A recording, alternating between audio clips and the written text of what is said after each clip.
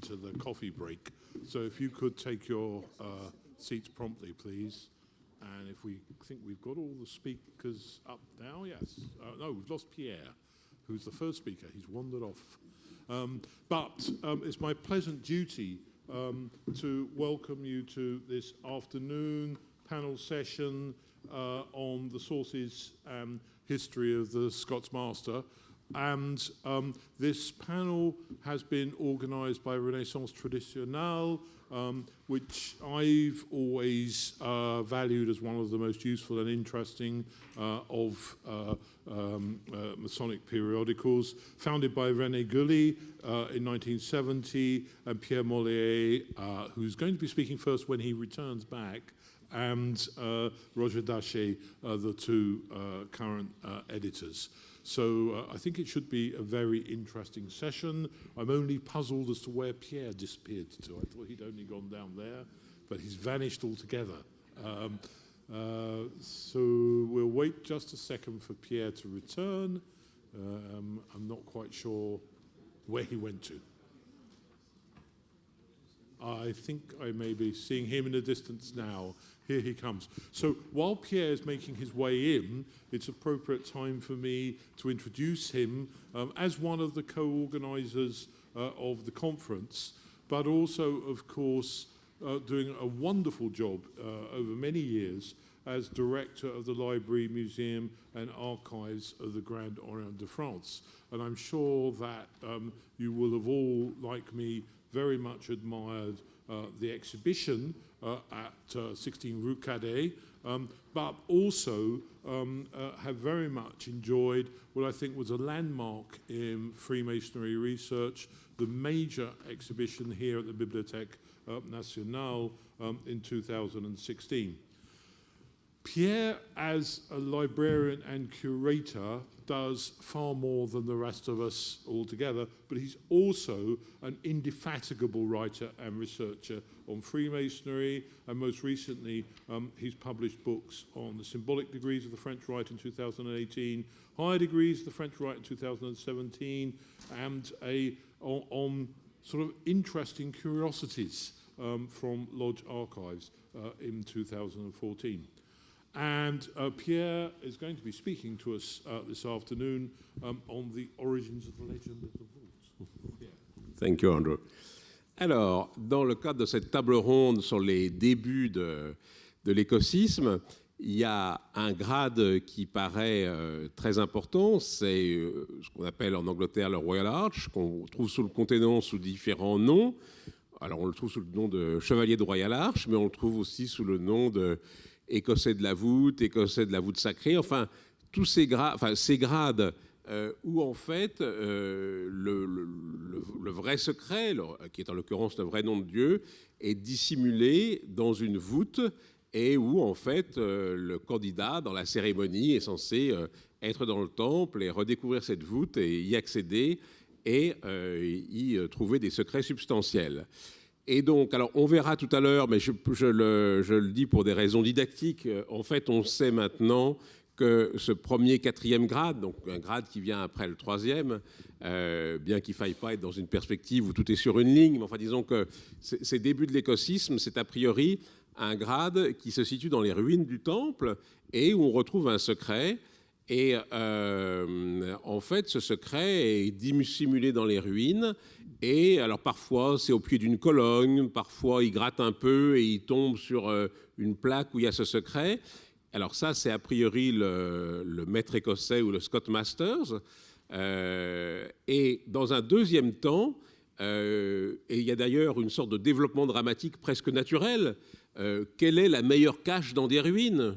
Une voûte, une cave, quelque chose de dissimulé sous terre.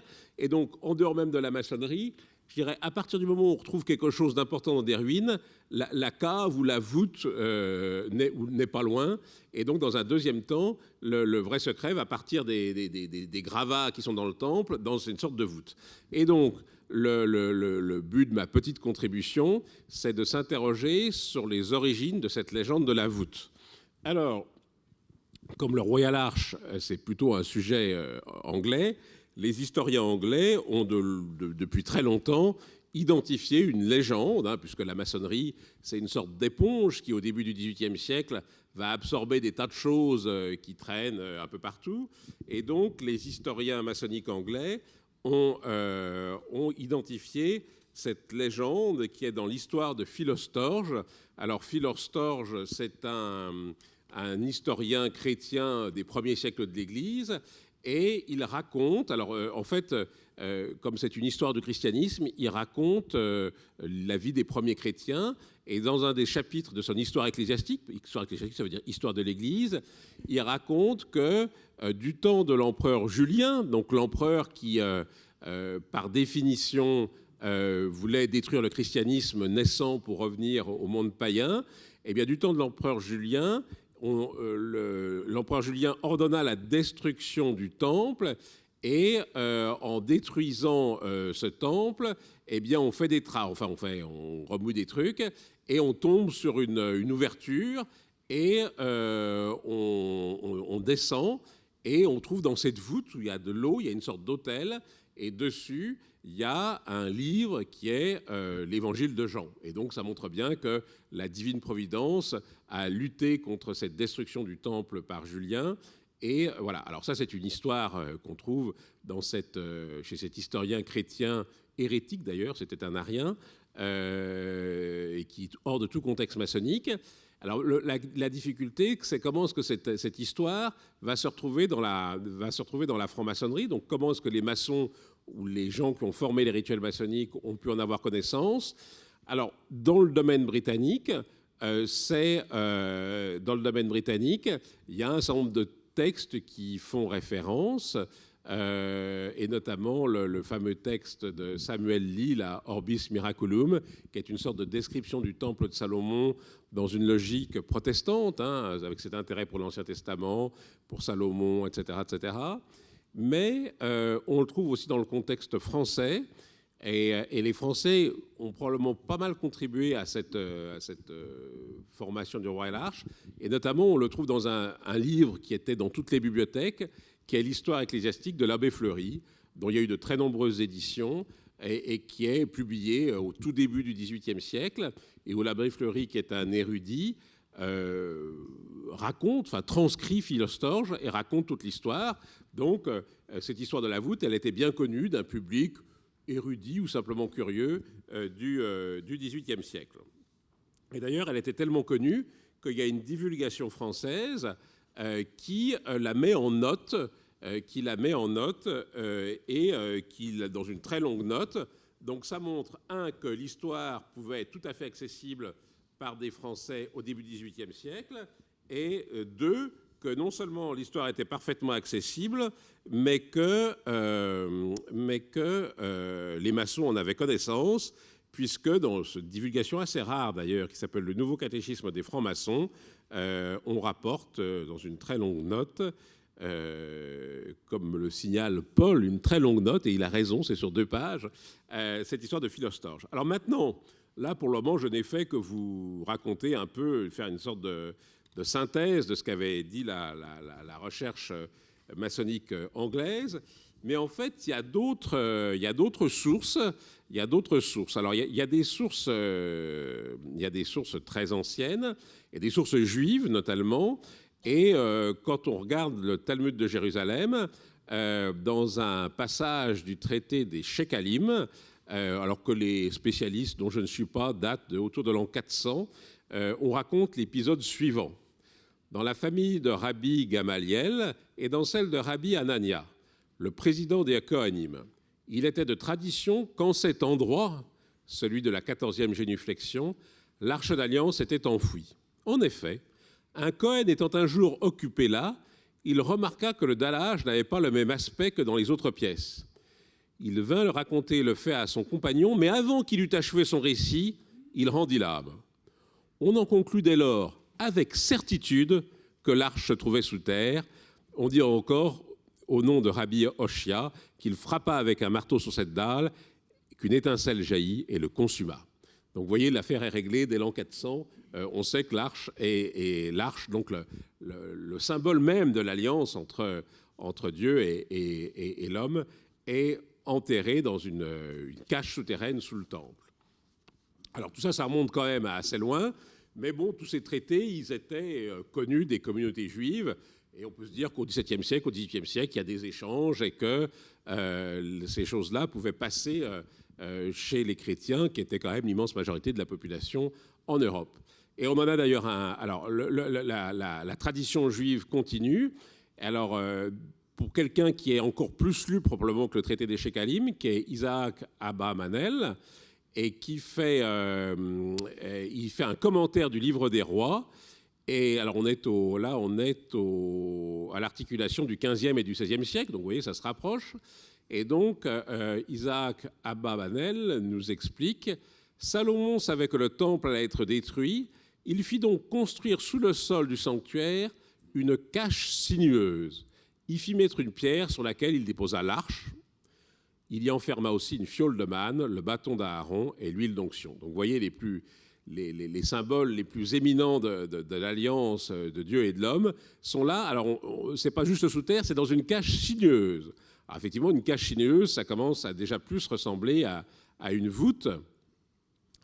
Et d'ailleurs, ce que je vous dis là, c'est quelque chose qui est bien connu dans la tradition juive, et certains éminents docteurs de la loi juive expliquent que lorsqu'on prie sur le mur des lamentations, ce n'est pas devant un vestige archéologique que l'on se recueille, mais à quelques encablures de l'Arche d'Alliance qui est encore abritée dans une cache sinueuse au cœur du mont du Temple. Mais cette tradition, donc bien attestée en milieu hébraïque, est aussi connue des chrétiens, et elle est rapportée par plusieurs ouvrages. Et c'est intéressant, au moment même où la franc-maçonnerie se structure, un ouvrage qui est très célèbre et qui va paraître de façon presque simultanée en anglais et en français. C'est le Nouveau et l'Ancien Testament et ses liaisons avec l'histoire des Juifs d'Humphrey Prideaux, et qui est traduit en français dès 1722. Et donc là, il y a tout un épisode qui nous intéresse, où il explique « Les rabbins disputent entre eux sur le sort de l'Arche d'Alliance lorsque le temple fut détruit. La plupart veulent que le roi Josias, ayant été averti par Hulda, la prophétesse, que le temple serait détruit bientôt après sa mort, eût fait mettre l'Arche d'Alliance dans une voûte souterraine. » Donc on passe de la cache sinueuse à la voûte souterraine, que Salomon, prévoyant cette calamité, avait fait faire tout exprès pour y mettre en sûreté ce précieux dépôt. Donc vous voyez, on passe de c'est sous terre, c'est une cache sinueuse, c'est une voûte souterraine, donc on se rapproche de notre sujet. Et puis, dernière référence, mais qui là, pour le coup, aurait pu être connue de tous, puisque c'est dans la Bible, en tout cas dans certains canons de la Bible, dans le deuxième livre des Maccabées, on lit la chose suivante, que alors le prophète, sur un ordre reçu de Dieu, fit transporter avec lui le tabernacle et l'arche. Il se rendit dans la montagne que gravit Moïse et d'où il contempla l'héritage de Dieu. Donc le prophète a l'arche et le tabernacle et il va sur la montagne où Moïse reçut les tables de la loi. Arrivé là, Jérémie trouva une habitation en forme d'antre. Il y déposa le tabernacle et l'arche, ainsi que l'autel des parfums, et boucha l'entrée. Quelques-uns de ses compagnons étant venus ensuite pour marquer le chemin par des signes, ils ne purent le trouver. Jérémie le sut et les blâma. « Ce lieu, leur dit-il, doit rester caché jusqu'à ce que Dieu ait rassemblé son peuple et lui ait fait miséricorde. Alors le Seigneur relèvera ses objets sacrés, la gloire du Seigneur apparaîtra, etc. etc. » Donc vous voyez, au-delà alors, de plusieurs éléments en conclusion, l'histoire de Philostorge est manifestement une source directe tout à fait accessible et d'un public anglais et d'un public français. Et pour ce qui est du public français, accessible dans un ouvrage extrêmement diffusé, l'histoire ecclésiastique de l'abbé Fleury. Et puis, cette histoire de Philostorge venait en quelque sorte en écho à une tradition juive importante qui était bien connue des chrétiens par ces différents ouvrages, parce que naturellement, au milieu protestant, on s'intéresse peut-être plus à l'Ancien Testament, à la tradition juive, etc. etc. Et donc, le but de ces quelques éléments, c'était de compléter le dossier documentaire autour des sources de la légende de l'Arc royal et cette légende qui, dans un second temps, a été ajoutée au maître écossais pour, comment dire, magnifier cette idée de la cache qui abrite le vrai secret, le vrai nom de Dieu, et qui passe donc de quelques ruines, de quelques pierres, à une voûte, une cave. On a presque l'impression de voir des dessins romantiques, vous savez, à l'époque de Victor Hugo, des châteaux médiévaux avec des voûtes, des caves. Et donc voilà, quelles peuvent être les sources qui montrent que la maçonnerie, c'est certainement une société initiatique, mais enfin, elle a constitué son corpus avec les éléments qu'elle a pu trouver en son temps. Voilà, c'est quelques nouveaux éclairages sur la légende de l'Arc Royal dont je voulais vous faire part.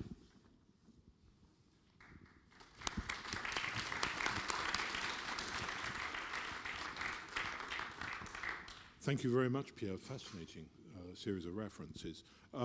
We'll take questions at the end of this panel, so I'll pass on to our next speaker, who is Paul Paolini, who's been one of the most active researchers into Freemasonry, has published an excellent range of very interesting papers on esotericism and higher degrees.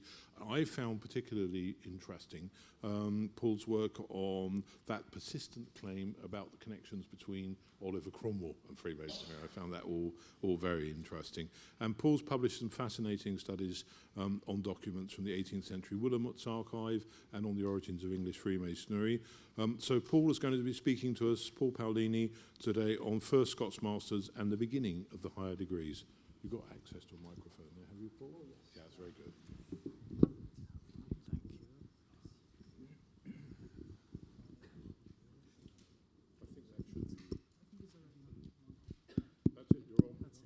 Ça marche, je crois. Merci, Andrew. Alors, effectivement, je vais remonter d'un cran par rapport à ce que Pierre vient de vous conter, parce que le sujet, en français, c'est les premiers maîtres écossais et les débuts des hauts grades. Alors, en effet, dans l'histoire documentée, en Angleterre, dans les îles britanniques et sur le continent, le premier haut grade, celui qui suit le grade de maître, on l'a d'abord appelé écossais ou Scott Master en Angleterre. On peut s'interroger sur les raisons pour lesquelles on l'a appelé dès le début, même dès 1733 à Londres, lorsque sur les listes de loges, on voit apparaître en 1733 une loge numéro 115, Scott's Master Lodge, qui se réunissait dans un quartier, peu importe, mais dans une taverne, la taverne du diable, Devil Tavern. Est-ce que c'était lié? Donc c'était déjà des Écossais. Les raisons ne sont pas certaines. Et d'ailleurs, ça vaut pour tout ce que je vais brièvement vous dire. C'est très... les tout débuts des sources, c'est comme de la dentelle. Lorsque vous la voyez d'un peu loin, ça fait du sens, mais lorsque vous vous approchez vraiment, il y a des trous nombreux. Et dans, malheureusement, ces études, et celles que je vais vous conter, il y a quelques trous, mais qui sont compréhensibles et qui peuvent faire sens, qui peuvent, avec le raisonnement, avoir un sens. Jusqu'à ce qu'on trouve un jour un document contraire à l'un des raisonnements que je tiendrai aujourd'hui et que d'autres tiennent, et à ce moment-là, on changera d'hypothèse. Mais enfin, ce sont des hypothèses possibles, et même, dans la plupart du temps, probables. Alors, pourquoi écossais ? La première référence, elle est anglaise. Alors là aussi, je fais une deuxième parenthèse. Je vais être amené à vous faire voyager un peu. C'est-à-dire qu'on va commencer avec les îles britanniques. On pourrait commencer plus haut. On pourrait commencer avec les livres d'Esdras et de Néhémie. On pourrait poursuivre avec Ammianus et Philostorgius, dont on vient de vous parler au IVe siècle. Mais moi, je commence en 1723. Voilà. Les constitutions de 1723 anglaises. Et il y a un certain nombre de documents. Tout part de là-bas, et les premiers documents jusque dans les années 1737, disons, oui, sont anglais. Anglais ou irlandais ou écossais, bien sûr. Disons britanniques. Le premier texte qui parle d'écossais, c'est pas un rituel, c'est une sorte de divulgation, c'est-à-dire c'est un ouvrage imprimé à Dublin, d'ailleurs en Irlande, qui s'appelle La lettre de la grande maîtresse des femmes franc-maçonnes, traduit approximativement, et dans lequel, qui est un assez substantiel ouvrage qui parle de beaucoup de choses en termes de maçonnerie, qui est rédigé par quelqu'un qui sait de quoi il parle en matière de maçonnerie. On n'est qu'en 1724. Hein, et je parle là de maçonnerie spéculative. Donc. On voit esquisser sur un paragraphe une légende qui tombe comme un cheveu sur la soupe. Il n'y a pas d'explication. On commence à nous parler des chevaliers de Saint-Jean de Jérusalem et de la Grande Loge qui s'est déplacée des chevaliers de Jérusalem en Écosse à Kilwinning. Bon, tout le monde a entendu parler de la loge de Kilwinning, dans laquelle les Écossais et les rois d'Écosse eux-mêmes étaient vénérables maîtres, etc. Bon, c'est tout, sans aucune explication. Et après, au paragraphe d'après, on passe à autre chose. Il est possible, probable, que le terme de Scots Mason, à partir de quelques années après, 1733, c'est la première fois qu'on le voit sur une liste imprimée. Les listes imprimées de loges anglaises, il y en a quelques-unes avant 1730, jusqu'en 1729, et la suivante est de 1733. S'il y avait eu une liste en 1732 ou 31, peut-être y aurait-il eu déjà, et ça aurait du sens, qu'il y ait déjà eu des loges de maîtres écossais avant 1733. Pourquoi ? Parce que, ça c'est un point important, le grade d'écossais, c'est un grade qui était complètement impossible à imaginer avant les constitutions de 1723 et avant qu'on imagine qu'un petit groupe de penseurs maçonniques, Anderson, Desaguliers, George Payne essentiellement, se mettent à imaginer ce que serait une maçonnerie spéculative et non plus, après avoir emprunté indiscutablement aux Écossais leurs rituels opératifs qu'on connaît en deux grades, un grade d'apprenti entré et un grade de maître et compagnon du métier. C'est comme ça qu'on pourrait le traduire, mais le mot « fellow » en anglais n'est pas nécessairement un grade dans ce cas-là. Ça peut être membre d'une compagnie, membre d'une fraternité. Le vrai grade écossais, à mon sens, mais je peux me tromper, c'est apprenti et ensuite maître. Pas maître de la loge, maître, c'est-à-dire un personnage qui a été apprenti pendant 7 ans dans une loge et sur un chantier et qui est jugé par ses pairs comme pouvant être admis dans la fellowship, c'est-à-dire comme un vrai maître dans son art. Après 1723, on va passer très vite, mais apparaît un nouveau type de maçonnerie qui va devenir spéculative, qui n'est pas immédiatement, mais qui est déjà dans l'esprit virtuellement spéculative, dans lequel on fait un 3e grade. Donc on distribue les rôles, on garde l'apprenti, mais on lui retire pas grand-chose d'ailleurs, un petit peu. On crée de toute pièce un grade de compagnon, alors là, un vrai fellowcraft au milieu, et ce qui était le grade de maître, reste le grade de maître, mais il est en 3e ligne. La raison pour laquelle l'Écossais doit apparaître fatalement, c'est qu'il apparaît dans ce nouveau grade de maître, l'ancien grade de maître qui était en Écosse, pas maître écossais, mais le grade des Écossais, ceux que pratiquaient les Écossais opératifs, c'était un grade qu'on connaît assez bien. Il y a 4 ou 5 manuscrits répertoriés depuis près d'un siècle, dans lesquels on sait à peu près les secrets, c'est-à-dire attouchement, 5 points du compagnonnage, et surtout le mot du maître, qui était un mot en MB. Selon les textes Mahabin, Mahabon, etc., enfin MB, 2 syllabes. C'était le mot du maître, mais rien d'autre pour le maître.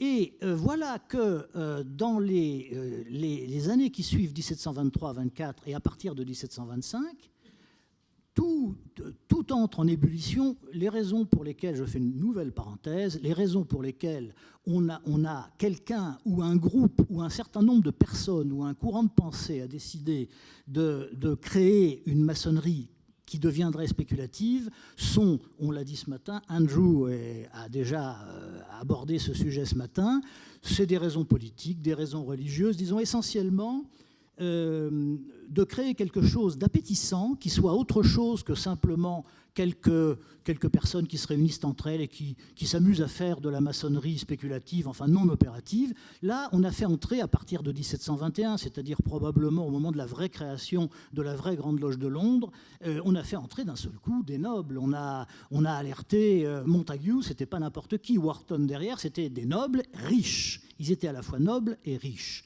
Mais il fallait qu'ils s'amusent un peu, il fallait les retenir, il fallait qu'ils aient autre chose à faire qu'à manier une truelle, et puis voilà, bon. Donc, je passe vite, même si c'est dommage, mais bon.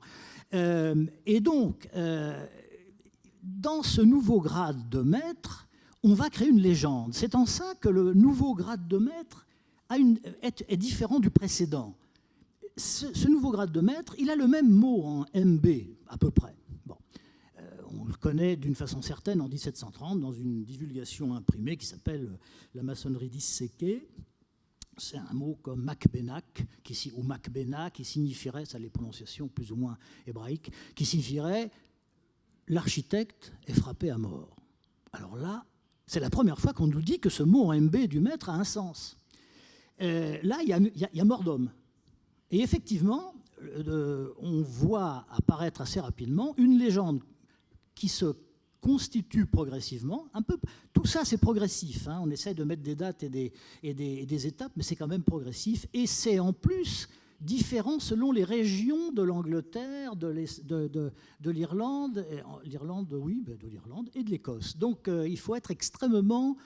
C'est très subjectif, hein. Donc on essaye de rassembler les choses et de faire comme si, pour expliquer. Mais on ne pratiquait pas en 1725 ou 30 la même maçonnerie à Bristol, à Kilwinning et à Londres, hein. On le sait déjà. Donc apparaît un mort et une légende qui nous dit cet homme est mort parce qu'il a, pour diverses raisons, il a été honnête, il n'a pas voulu divulguer certains secrets. Bon. Et à partir de là, l'idée a germé dans l'esprit du génial docteur. Dans les divulgations anglaises, on appelle « the doctor », c'est-à-dire le docteur Desaguliers, qui était quelqu'un de très imaginatif, mais il n'était pas tout seul, Anderson était aussi. Et on a imaginé, très probablement, un grade suivant où on retrouverait le mot qui aurait, soi-disant, été perdu à cause de la mort de l'architecte. L'architecte s'appelait Hiram Abif. C'est dans les textes, on le voit déjà apparaître. Il est dans la Bible, bien sûr, au livre des rois, mais il est également dans les constitutions d'Anderson, dans les débuts. C'est vraiment l'architecte derrière Salomon. C'est le numéro 2 de la construction du temple. Alors, il va falloir retrouver... L'idée, c'est de dire, puisqu'on va perdre le mot, alors que le mot existait, c'est un seul mot qui existait, le mot en MB, et on va, d'une façon fictive, dire qu'il y en avait un plus ancien et plus important, mais qui a été perdu égaré, ou qu'il a été mis de côté, écarté, à cause de la mort d'Hiram, à cause de la mort de l'architecte. Et le grade d'Écossais, la base du grade d'Écossais, Pierre l'a dit il y a quelques minutes, la base du grade d'Écossais, c'est, lui dit, pour aller directement au but, retrouver le vrai nom de Dieu. C'est-à-dire, habituellement, dans les textes, c'est toujours, dans ces textes maçonniques, c'est Jéhovah. En vérité, c'est travesti en maçonnerie sous une autre expression qui est retrouver l'ancien mot du maître. Mais c'est toujours Jéhovah. L'ancien mot du maître qui, comme par hasard, est le vrai nom de Dieu. Ça fait aussi référence à l'Ancien Testament, dans lequel on apprend que le nom de Dieu est imprononçable. Une seule personne doit même, au moins une fois l'an, le prononcer, c'est le grand prêtre, et que quelqu'un qui l'entendrait serait foudroyé, à moins qu'il soit lui-même déjà en deuxième rang derrière le grand prêtre. Donc, c'est probablement comme ça qu'est apparu, à Londres d'ailleurs, le grade de Scott Mason.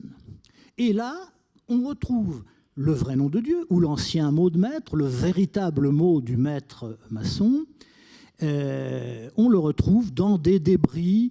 Les sources varient. Parfois, c'est au moment de la construction du deuxième temple au 5e siècle, 6e siècle avant Jésus-Christ, après la libération des Juifs qui étaient emprisonnés à Babylone. Parfois, on le trouve plus tard, et parfois, ça va jusqu'aux croisades.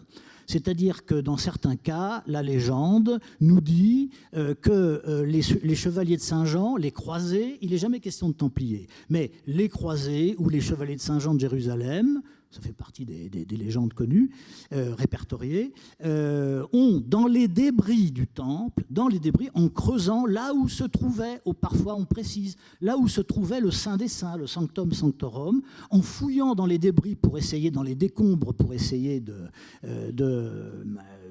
nettoyer, de reconstruire quelque chose, on a trouvé une tablette triangulaire en bronze ou en or sur lequel était gravé ou le tétragramme, les Yod He Vav He en hébreu, ou une lettre J, ou Jéhovah en entier. Dans certains cas, ce n'est pas une tablette, c'est une pierre cubique, la pierre de la fondation, la pierre primordiale. Ça fait référence à d'autres légendes judaïques. Et c'est tout. C'est très, très bref. Et dans un premier temps, jusque dans ces années 30, 33, 35, on voit apparaître en Angleterre, à Bath, à Bristol, à Londres encore, la loge Antiquity, c'est-à-dire la deuxième plus ancienne loge d'Angleterre, mais qui est probablement la plus ancienne. On voit des réceptions. On a des comptes rendus de réception au grade d'Écossais, de Scotsmaster. Et on voit, parce que c'est très bref, le compte-rendu est très bref, on n'a aucun texte. Nous n'avons aucun texte sûr et certain du contenu de ce grade de Scotsmaster. Mais nous savons, selon toute certitude, que c'est quand même la base de tous les autres, de tous les grades, de tous les 4e grades qui ont suivi ensuite, dans les décennies qui ont suivi. On voit des réceptions, et on voit que ces réceptions sont parfois, on sait très peu de choses.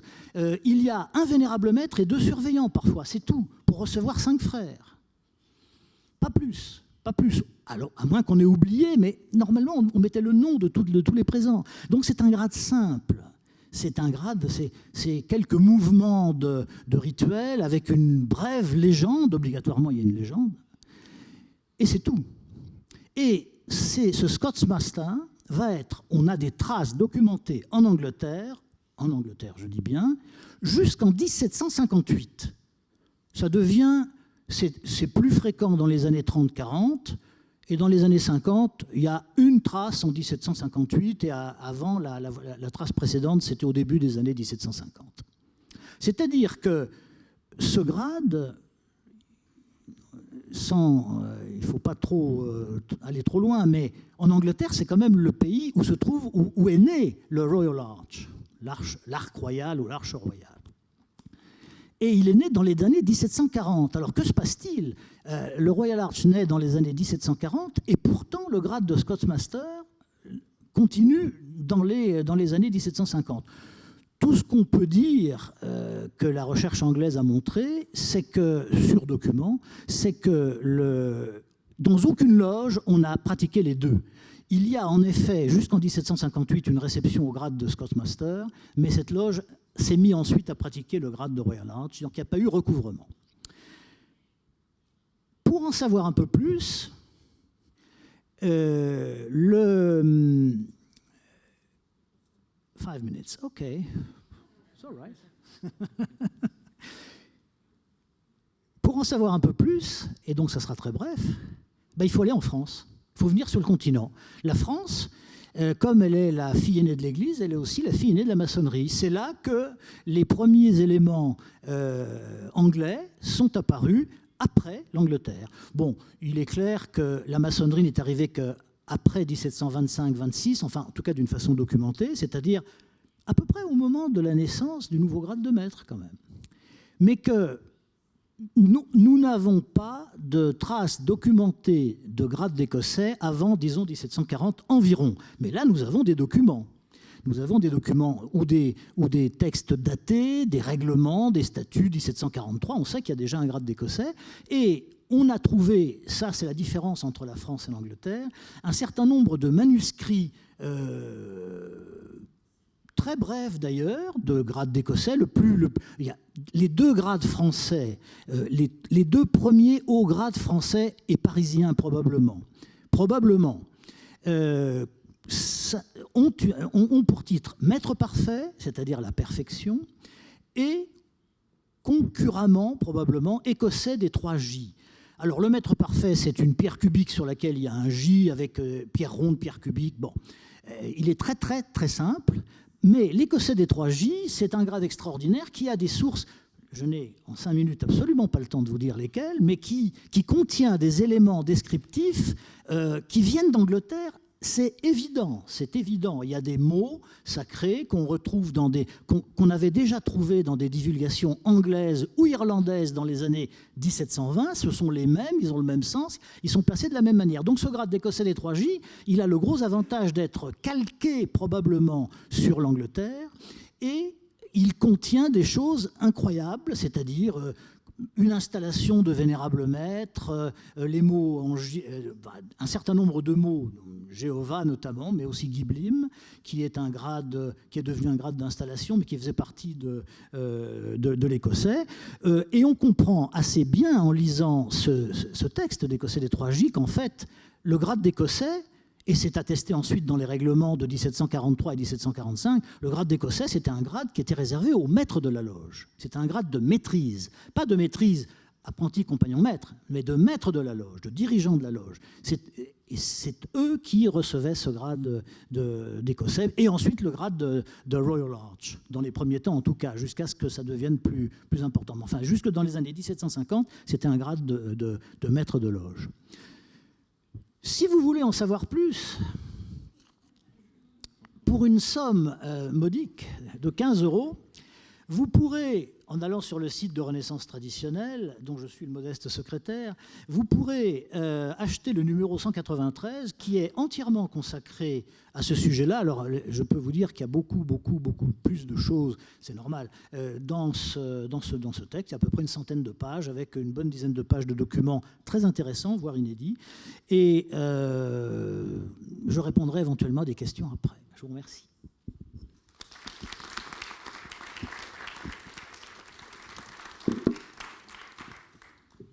Thank you very much, Paul. And I think, yes, the quality of the panel here this afternoon illustrates why a purchase of Renaissance Traditionnelle is always a very good idea. So our next speaker is Reinhard Marker, who's one of the most distinguished historians of secret societies. He's a member of the Gotha Research Center at the University of Erfurt. He's currently a researcher at the University of Innsbruck. He's the chief editor of the Correspondence des Illuminaten Orders, and his recent publications include one which I've kind of put on my list of things to look at over the summer, the wonderful Secret School of Wisdom, the Authentic Rituals and Doctrine of the Illuminati. It's the Secret School of Wisdom, the Authentic Rituals and Doctrine of the Illuminati, which Reinhardt's edited with Joe Wages, published in 2017, and I recommend it. Here's a copy, and I'm sure Reinhardt will be happy to show that to you. This afternoon, Reinhardt's got a slightly different title. He's going to be talking to us about a Brunswick Berlin Lodge in the 1740s. Reinhardt. Thank you. In its time, l'Union, founded in Berlin in 1742, had the distinction of being the first Prussian lodge to practice the Scots Master degree. Today, it stands out because among the early Écossais lodges, its activities are exceptionally well documented. It was Pierre who, in 2002, was the first to describe a surviving minute book covering no less than 141 gatherings of the lodge, held from November 30th, 1742 to November 13th, 1752.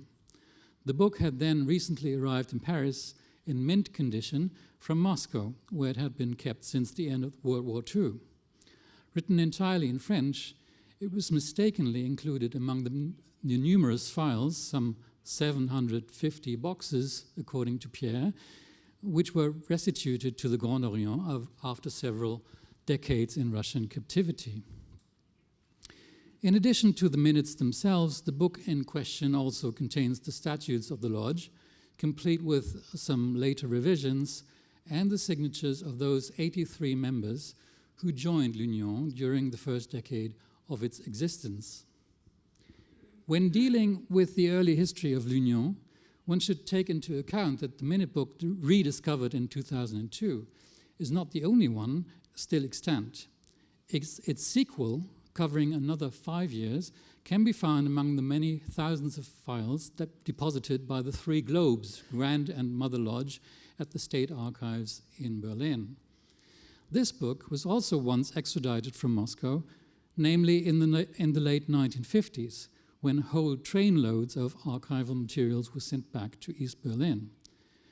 The same applies to a third volume containing financial records spanning the years 1745 to 1757. The second book is organized in much the same way as the first.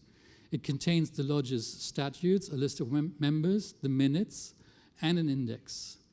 Documented here are 45 gatherings of the lodge over the period of 5 years, from November 1752 until November 1757. The book also offers a list of filial lodges. The first one of these lodges was constituted in 1745 under the name Sincérité in Frankfurt on the Main, upon the initiative of Johann August Stürz, a courtier in nearby Darmstadt. Until 1751, several other lodges were to follow in Halle, Copenhagen, Kronstadt in Transylvania, Altenburg in Thuringia, and Breslau in Silesia. It was solely the second book of minutes which formed the basis of earlier accounts of the lodge's history, the first one published in 1842 and another one in 1906 in a small Masonic periodical, accessible only to Scots Masters of the Three Globes degree system. The reason for this appears to be that until 1935, the first minute book, the one now here in Paris, was kept in the vaults of the Große Landesloge, thus separated for some unknown reason from the second book, which pertained to the archival holdings of the Three Globes, Trois Globes. This can be gleaned from the shelf mark inscribed on its title page, C3, in Roman numerals, Schottische Mauerei No. 1, which clearly belongs to the filing system used by the archivists of the Große Landesloge. What none of the minute books contain, however, is the rituals as practiced by l'Union, which in all likelihood were derived from the ones that Jacopo Fabris, one of the founders of the lodge, had witnessed during his stay in London. In order to fill the gap, materials pertaining to one of the filial lodges founded in Copenhagen have been used as a substitute.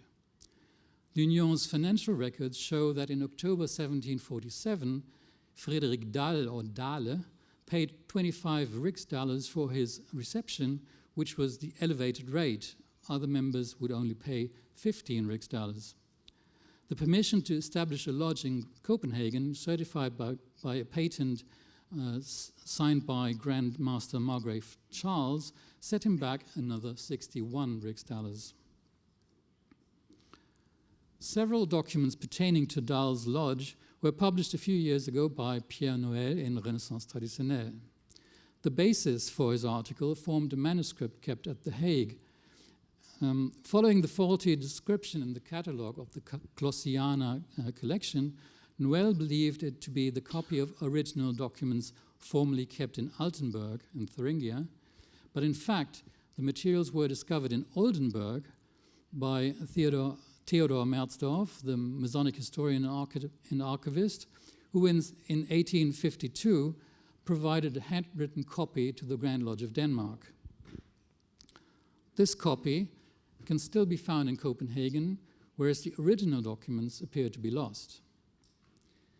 The question remains whether or not the Dalle manuscript faithfully represents the rituals practiced by l'Union.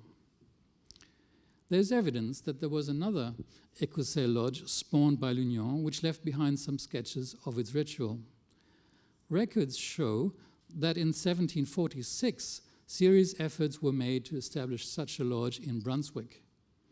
This was 1 year earlier than in Copenhagen, and one might be tempted to think that the Brunswick ritual might therefore be more original than the one introduced to Denmark by Dalle.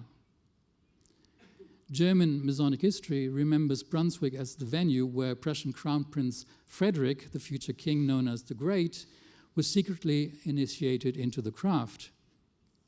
However, this remarkable event, which took place in mid-August 1738 during the Brunswick Trade Fair, was organized by a delegation sent by the Hamburg Lodge, founded the year before.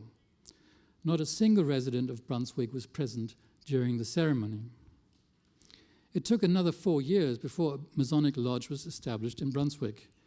Founded in February 1744 under the name of Jonathan, it received its constitution from Hamburg at the end of that year. In March 1746, one of the members of the Brunswick Lodge, Friedrich August von Veltheim, visited l'Union in Berlin. It is worth noting that he wouldn't visit the Three Globes as well, which met only 2 days later. Upon his return to Brunswick, Veltheim seems to have moved quickly to establish a new lodge, a Scottish lodge, modeled upon the Berlin example. On May 30th, 1746, 5 representatives of the newly founded Scottish Lodge of Brunswick wrote to Prince Ferdinand of Brunswick-Lüneburg, asking him to agree to be named their Grand Master. A first draft of this letter, dated April the 30th, did not yet contain the lodge's name. It was added a few days later, after the members had agreed on Pureté or de la Pureté. Prince Ferdinand was a younger brother of Charles I, who had succeeded their father in 1735 as the reigning Duke of Brunswick. At the time, Ferdinand was Major General in the Prussian army, who had spent several years very close to King Frederick II of Prussia, the husband of his only elder sister. Whereas during the First Silesian War, he had essentially been Frederick's apprentice, only 2 years later, during the Second Campaign, he had successfully commanded his own formations, thus contributing to Prussia's victory over Austria. Ferdinand had become a Freemason in Berlin in December of 1740, shortly before his 20th birthday. While there are conflicting accounts concerning his elevation to the 3rd degree, there can be no doubt that by 1746 he was a Master Mason. Writing from Potsdam, he gladly accepted the invitation which had reached him from his hometown. Ferdinand would, of course, later rise to great prominence in German Freemasonry. In 1770, he was appointed as Provincial Grand Master in the Duchy of Brunswick. Initiated into the higher degrees of the so-called strict observance in 1771, he was soon after proclaimed to be that system's Magnus Superior Ordinis. It is striking that his nomination as Grand Master of Brunswick's first Écossais Lodge has completely escaped his biographers. On November 13th, 1746, Veltheim voted for Ernst Karl Lebrecht von Kisleben to become his successor as Master of the Scottish Chair. Both men were members of the landed gentry as well as courtiers in Brunswick. Kisleben was one of the founders of Jonathan and had been elected its first worshipful master in 1744. Unfortunately, there's no information about the lodge's activities following the change in leadership. This leaves us with what is still very much a work in progress, namely the analysis of the Brunswick ritual materials. What remains of these rituals devised for La Pureté is in Kisleben's handwriting, but for the most part they're undated texts and may well have been sketched while Veltheim was still at the helm of the lodge. The tracing board is directly attributed to L'Union and may well be the original design.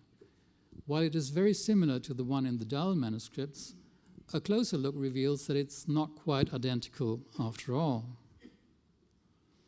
So by examining the tracing board alone, one has to conclude that the Dahl manuscripts do not represent an unaltered, unadulterated version of the original ritual as practiced by L'Union from its inception in 1742. According to the minutes, a catechism was introduced by L'Union in April of 1745 as a product of the lodge's secretary, Jean-Joseph Roblot. The Brunswick version likewise refers to Roblot as the author of the French original of the catechism. Very little is known about Roblot, apart from the fact that he served as secretary in both lodges, Les Trois Globes as well as L'Union.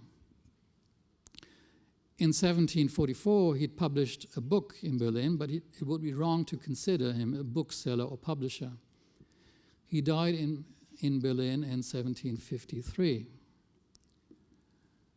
Roblot's catechism was translated into German, and one might think that the revisions we find in the manuscript are not substantive in nature, but only concern questions of translation. However, other fragments in the same batch of documents clearly show an amount of revision which cannot possibly be attributed to mere translation issues. The question thus arises to what extent Kisleben felt the need to change whatever the Brunswick Lodge had received from Berlin. A preliminary analysis of the catechism shows that it is actually somewhat closer to the Hammer manuscript than to the Dahl manuscripts. The Hammer manuscript, now to be found in Trondheim, Norway, was sold in 1752 in Copenhagen by a Frenchman to a Norwegian gentleman, Christopher Hammer. So it is a somewhat isolated example of an early Écossais ritual which cannot be attributed to any particular lodge or indeed any particular place. Further work will be needed to reconstruct the other parts of the Brunswick ritual and the revisions it underwent. That will include the daring task of deciphering those parts of the text which were crossed out by Kisleben and which may well have been closer to the original ritual as practiced in Berlin than the passages that replaced them. Summing up, since it is missing from the list of filial lodges mentioned above, it would seem that La Pureté was something of an illegitimate child of L'Union. Maybe the lodge was active only for a very short period of time, or perhaps it ceased all communication with Berlin when it sought a closer alliance with Judica, the Scottish lodge in Hamburg. A copy of Judica's statutes, as well as a sketch of its tracing board, can be found among the few scattered pages that bear witness of the activities of the Brunswick Scottish Lodge. It will therefore also be necessary to explore the possible links between early Écossais masonry in Hamburg and in Brunswick. Thank you.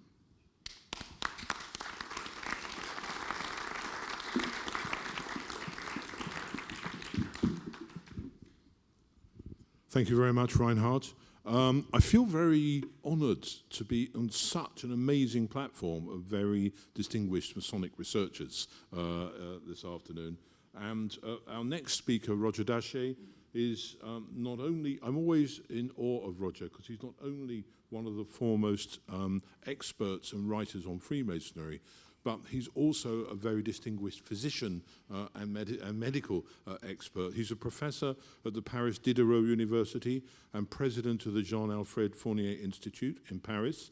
As we've heard, he's one of the editors of Renaissance Traditionnelle, formerly president of the Conseil National of the Grand Lodge de France, president of the Institut Masonique de France, and over 20 years has produced an astonishing range of books and articles, including History of Freemasonry in France with Alain Boyer, recently revised, and a wonderful series of Corsage volumes. And of course, he's also managed to publish on the history of medicine, which is wonderful.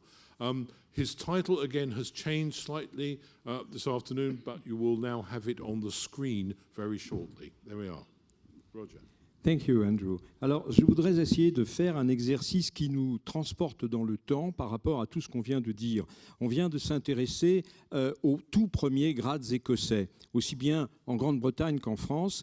Et moi, je vous propose d'aller voir ce que j'ai appelé un écossais tardif, c'est-à-dire l'un des derniers grades d'écossais dont les rituels aient été fixés.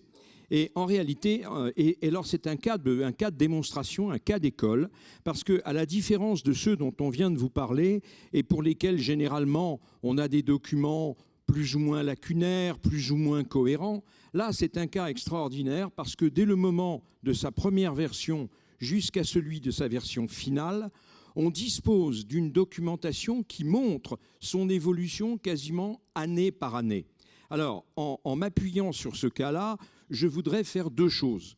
La première, c'est montrer comment un grade maçonnique évolue dans le temps et comment, pour ce faire, il va agglomérer, il va attirer à lui des éléments iconographiques, des éléments symboliques, des éléments rituels qui, très souvent, sont empruntés à un univers totalement étranger à celui de la franc-maçonnerie. On le sait pour un très grand nombre de grades, mais là, c'est particulièrement clair. Et puis la deuxième chose que je voudrais montrer, c'est que malgré cette évolution complexe sur plusieurs décennies, on retrouve au bout du compte les éléments archaïques des premiers grades écossais qu'on vient précisément de voir. Un grand nombre d'auteurs au cours des décennies précédentes, et notamment en France, ont trop souvent dit que les premiers grades d'Écossais qui apparaissent en France le font dans un désordre absolu et qu'il est impossible de s'y retrouver. C'est totalement faux, on le sait aujourd'hui. Très rapidement, il y a des types de grades qui apparaissent et qui s'imposent. J'en prends trois qui me paraissent majeurs en France. C'est le grade de maître parfait.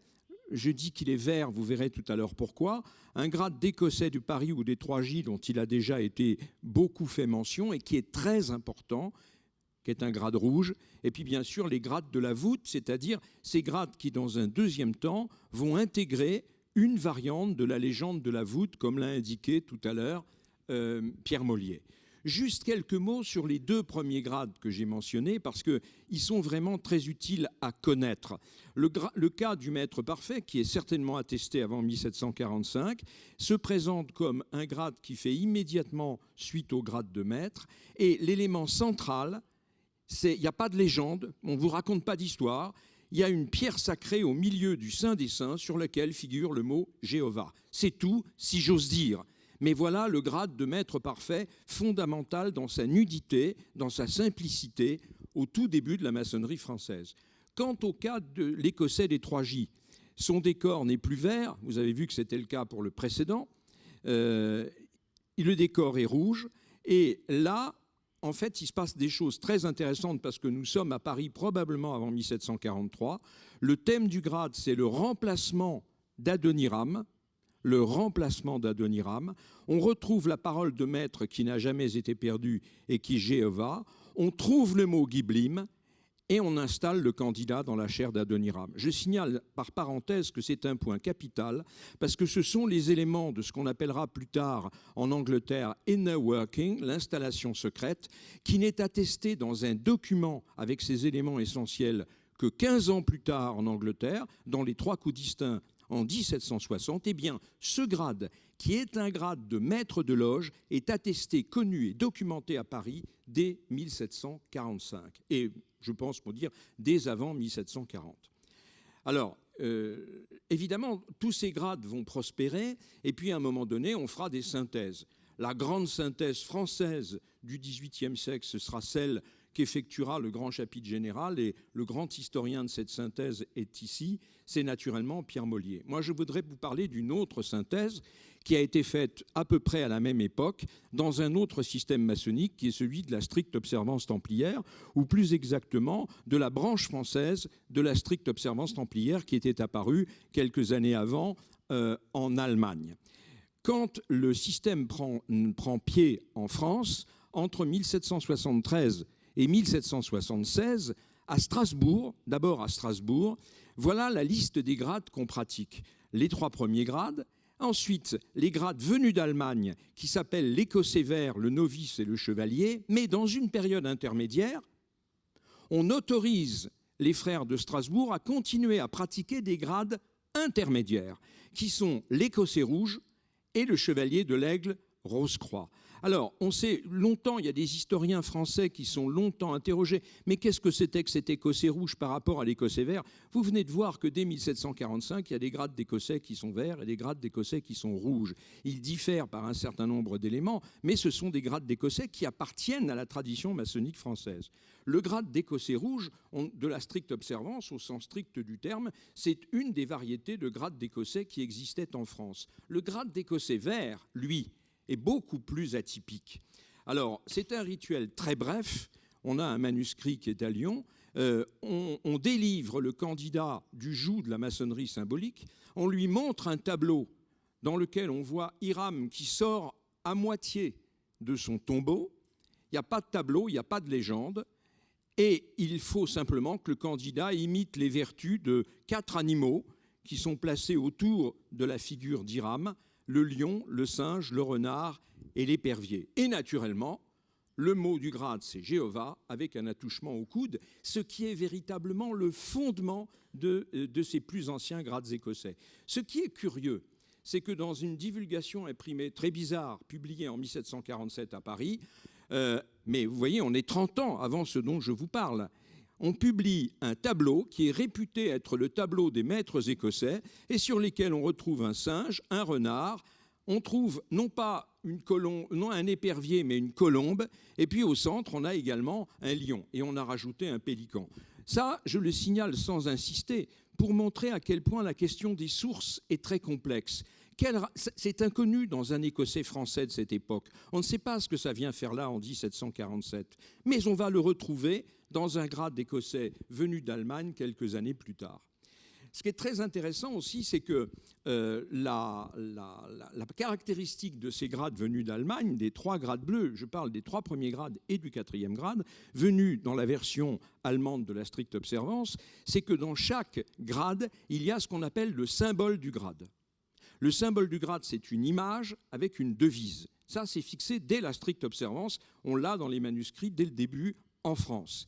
Et quand on regarde quelle peut être la source de cette iconographie, eh bien, on découvre qu'une source majeure est un ouvrage publié en France en 1670, Les tapisseries du roi, ou Devises pour les tapisseries du roi, qui était un livre consacré à la gloire de Louis XIV. Et alors, vous voyez en particulier que vous avez à gauche une figuration très ancienne du symbole du 2e grade, et vous avez au milieu une figuration beaucoup plus récente, et vous avez à droite ce qui figure dans ce livre de 1670 avec la devise d'Irigit Obliqua.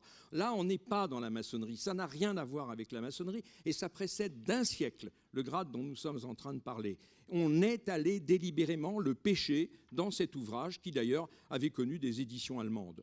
Dans le même ouvrage, on trouve d'ailleurs également, c'est le symbole cette fois du 4e grade, de notre grade d'écossais vert, on trouve également le lion avec sa devise. Et ce lion, eh bien, il y a une figure dans l'ouvrage précité qui y ressemble étrangement. Mais pour vous montrer à quel point cette recherche des sources est parfois complexe, c'est que, vous l'avez vu, dans une première version, ce n'est pas un lion, mais c'est un lièvre. Un lièvre. Et le texte est certain. Je parle du texte français. Eh bien, il se trouve que pourquoi est-ce que finalement le lion a évincé le lièvre en quelques années ? C'est très difficile, mais peut-être, par exemple, y avait-il un lien avec le fait que le duc de Brunswick, qui était le grand supérieur de l'ordre, et que le lion figurait dans les armes de la famille de Brunswick, et qu'une médaille frappée à l'occasion du convent de Wilhelmsbad en 1782 montre bien le symbole du 4e grade associé à Brunswick. Vous voyez que les sources de ce que nous considérons quand on reste dans le champ de la maçonnerie comme du symbolisme maçonnique sont parfois profondément étrangères à la maçonnerie. Je vous donne un autre exemple dans le même série de grades. La devise du 3e grade rectifié, qui est in silentio et in spe fortitudo mea, eh bien, il y a déjà un certain nombre d'années, j'ai mentionné que c'était tout simplement la reprise d'un passage d'Isaïe 30:15. Alors, voilà la version en anglais et la version de la Vulgate, in silentio et in spe erit fortitudo vestra. Et alors, voilà, on peut se dire, mais pourquoi? Alors, ça, c'est clair, on est allé le prendre dans la Bible. Mais pourquoi est-on allé prendre un petit passage d'un verset, d'un psaume? Pourquoi? Pourquoi celui-là? Pourquoi pas 3000 autres? J'émets une hypothèse. Quand vous regardez les portraits de Luther, parmi les plus diffusés, Luther faisait figurer sur ses portraits ce verset tiré des psaumes. Et n'oublions pas que ces grades ont été confectionnés en Allemagne par des luthériens. On est allé chercher une devise qui était présente, tout à fait en dehors de la maçonnerie, sur tous les portraits de Luther ou sur un très grand nombre de portraits de Luther. Et on l'intègre dans un grade maçonnique. En 1778, à Lyon, les Français décident de modifier profondément ce grade et ils vont intégrer, alors vous vous souvenez qu'on avait autorisé les Strasbourgeois à garder l'écossais rouge pendant un moment, puis après ils l'avaient abandonné. Et ce que font les Français à ce moment-là, c'est qu'ils mélangent le grade d'écossais rouge et le grade ou une version de l'écossais rouge et l'écossais vert de la stricte observance. Ça sera donc maintenant un grade rouge et vert et ils vont l'appeler maître écossais tout simplement. Alors, il en existe un grand nombre de manuscrits. Celui-là, c'est un manuscrit qui vient des archives russes et que nous sommes en train de transcrire et de publier avec de très belles images, de très belles figures. On retrouve le lion qui est crayonné, vous voyez, c'est à peine distinct. Et alors là encore, on a une représentation, le manuscrit, le dessin du manuscrit, c'est au centre, de Hiram sortant à demi de son tombeau, comme le décrit le plus ancien rituel du grade. L'inspiration est telle, la représentation iconographique traditionnelle de la résurrection du Christ qu'on montre dans un très grand nombre de tableaux, sortant à demi de son tombeau, avec la métaphore christique, évidemment, d'Hiram. Je passe sur un certain nombre de modifications qui sont introduites, et je veux simplement dire qu'au passage, on habille la résurrection d'Hiram et le grade en général de la redécouverte du mot sacré en allumant le feu sacré du temple. Et comme on l'a dit tout à l'heure, la légende de la voûte a plusieurs origines, mais quand on regarde son inscription biblique, dans l'arc royal anglais aujourd'hui, c'est tiré, enfin, ça évoque le deuxième temple après la reconstruction. Dans l'arc royal irlandais, c'est tiré du deuxième livre des rois et nous sommes dans le premier temple, où on redécouvre le livre de la loi. Donc c'est le même grade, mais ce n'est pas la même légende, en Angleterre et en Irlande. Eh bien, dans le Maître écossais de Saint-André, on a trouvé un troisième lieu biblique. C'est tiré d'un passage des Maccabées que le rituel reproduit quasiment terme pour terme. Nous sommes là, non pas au 7e siècle, au 6e siècle, nous sommes au 2e siècle avant notre ère. Le temple a été profané par les Grecs et les Maccabées se révoltent et rétablissent le culte normal. Eh bien, c'est ce passage-là qu'on est allé prendre cette fois dans la Bible pour habiller le grade. Je dois dire que j'ai mis un certain temps à le trouver parce que le chercheur parfois n'est pas distinct de la personne privée et que comme je suis protestant, je lis des Bibles protestantes et que dans les Bibles protestantes, il n'y a pas le livre des Maccabées. Donc il a fallu que je fasse une transgression terrible pour un protestant et que j'aille lire une Bible catholique. Et alors, ce qui est très intéressant, c'est ce qui se passe à Wilhelmsbad, c'est la dernière étape. À Wilhelmsbad, on adopte ce qu'on appelle un projet d'esquisse pour une version définitive de ce grade. Et on sait par un témoignage de Villermoz en 1810, car c'est lui qui va être chargé de cette rédaction, que pour des raisons liées aux événements politiques de la France, il ne sera pas en mesure de rédiger, conformément à l'esquisse de Wilhelmsbad, de rédiger la version définitive de ce grade avant 1809. Et c'est la version définitive. Alors, ce qui est très intéressant, c'est que vous voyez dans l'esquisse qui sert de base, que je viens de vous montrer, on dit notamment « il ne devra pas y avoir de potence ». Et ici, vous voyez un tableau d'un grade d'écossais de la fin du XVIIIe siècle où on a cette potence.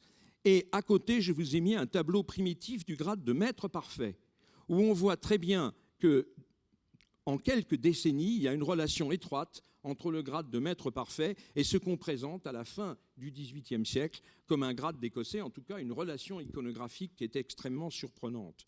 Ce qui est vrai aussi, c'est que Villermoz n'a pas tout suivi, parce que, en particulier, il n'y a pas de légende de la voûte. La légende qu'on a donnée tout à l'heure, qui est tirée des Maccabées, c'est qu'on a retrouvé une eau boueuse dans un puits, là où normalement il y avait le feu sacré. Alors les historiens rationalistes disent, bah oui, c'est tout simplement du naphte, c'est-à-dire du pétrole à l'état natif. On le jette sur l'autel et évidemment ça s'enflamme aussitôt. Voilà un grade de la voûte sans voûte, si j'ose dire, puisqu'il s'agit d'un puits de pétrole et non pas de la voûte. La version finale du maître écossais du rectifié assume enfin la dénomination de Saint-André. Et on a souvent dit, c'est très tardif que le maître écossais de Saint-André apparaît. Sauf qu'aujourd'hui, on sait que dès les années 1740, il y a, et notamment en Allemagne, des grades qui assument déjà la dénomination de Saint-André. Ce qui veut dire que ce qui paraît une nouveauté en 1782 ne fait en réalité que reprendre une tradition déjà très ancienne. La seule véritable nouveauté, et ça mérite d'être souligné, c'est un 4e tableau, totalement inconnu jusque-là dans l'histoire du grade, et dont Villermoz, c'est le tableau de la Jérusalem céleste avec l'agneau triomphant, et dont Villermoz nous dit en 1810 que c'est Charles de Hesse-Cassel qui le lui a remis de sa propre main en 1782 lors du convent de Wilhelmsbad. Évidemment, il existe de nombreuses sources iconographiques de l'agneau, à commencer par le magnifique, somptueux rétable de l'agneau mystique qui est conservé à Gand aujourd'hui. Alors, nous en arrivons à la fin, si on veut bien passer la dernière diapo. Évidemment, ce décor, il est vert et rouge. Il y a un grade de reconstruction du temple, mais il n'y a pas d'allusion à la voûte. On retrouve Jéhovah, on retrouve l'attouchement au coude. Et finalement, et c'est ma diapo de conclusion, ce qui est très frappant quand on documente, comme c'est possible avec ce grade, sa transformation et son enrichissement presque d'année en année sur une période de 30 à 40 ans, on s'aperçoit que, premièrement, le gros problème que la franc-maçonnerie a tenté de résoudre, mais en vain, depuis le milieu des années 1730, c'est qu'est-ce qu'on va faire du maître écossais ? Est-ce que c'est un grade final ? Et si c'est un grade final, est-ce que c'est un grade symbolique, c'est-à-dire est-ce que c'est un 3e grade bis, ou est-ce qu'il nous fait entrer dans une autre galaxie ? Il y a en fait 2 types de solutions qui ont été adoptées. Entre 1775 et 1782, entre Paris et l'Allemagne, dans la filiation de la stricte observance, le 4e grade de maître écossais de Saint-André est déclaré 4e grade symbolique. C'est-à-dire qu'il est à la fois chèvre et chou, il est 4e grade, mais c'est un grade symbolique, ce n'est pas un haut grade. Et puis, comme vous le savez, en Angleterre, tardivement en 1813, on décidera qu'il n'y a que 3 grades et 3 seulement, sans compter le 4e qui n'en est pas un. Ça veut dire que le problème central, et vous voyez l'incroyable rémanence des archétypes, des points centraux du grade de maître écossais sur une soixantaine d'années, le fait qu'il faut renoncer, comme on a eu l'occasion de le dire à Bordeaux la semaine dernière, il faut renoncer à envisager les grades sous leur nom, mais essentiellement à partir de leur contenu. Le vrai sujet qui n'est pas résolu et qu'a évoqué tout à l'heure Paul Paoloni, et moi je n'ai pas de réponse, c'est pourquoi, lorsqu'on a créé le grade de maître dans les années 1720, a-t-on créé un grade qui ouvrait la porte à quelque chose, puisque c'était un grade d'incomplétude, un grade non terminé, un grade non fini. Pourquoi est-ce qu'on l'a fait délibérément ? Est-ce qu'on l'a fait par erreur ? Pour le moment, personne ne peut répondre, mais pour notre grande joie, on l'a fait, parce que sinon, nous n'aurions pas pu faire cette session aujourd'hui. Merci.